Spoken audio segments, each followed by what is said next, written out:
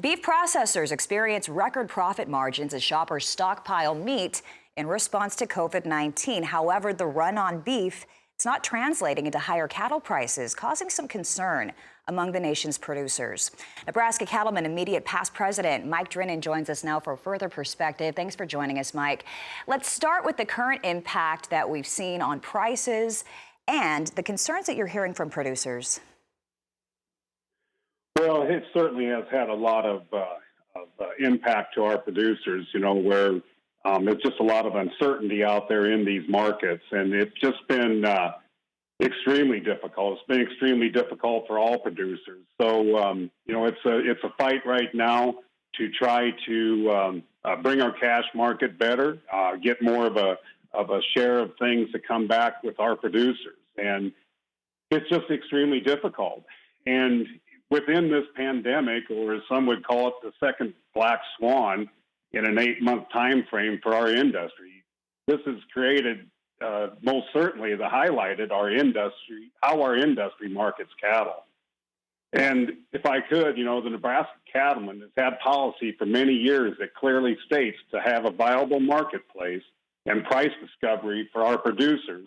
At least 50% of weekly sales need to be on a negotiated cash and grid basis.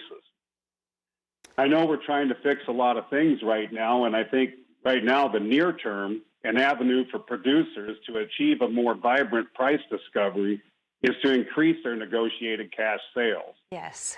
We are obviously in a critical situation right now in this industry. And to be honest with you, there isn't time now to really make a lot of long-term fixes.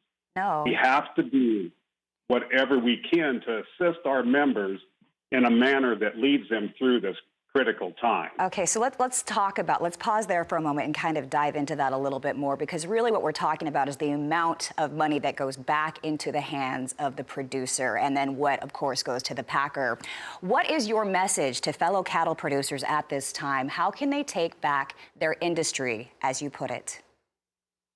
Well, as I mentioned before, the biggest thing that we can do right now is increase our negotiated cash sales. That's what's critical right now, to be able to do some things.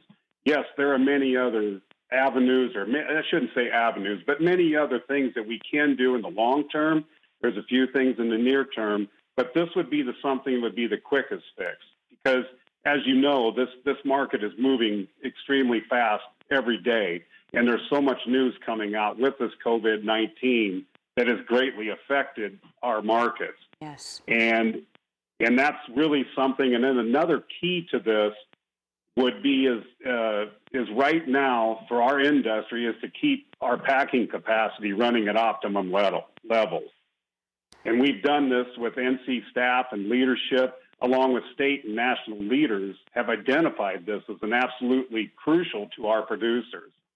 I honestly wouldn't want to think of what effect this would have on our markets if a packing house was to close or greatly reduce their chain speeds because of COVID-19. Right. I think that's what a lot of us are concerned about right now. You are very well connected to producers. We know that you care deeply about your fellow producers.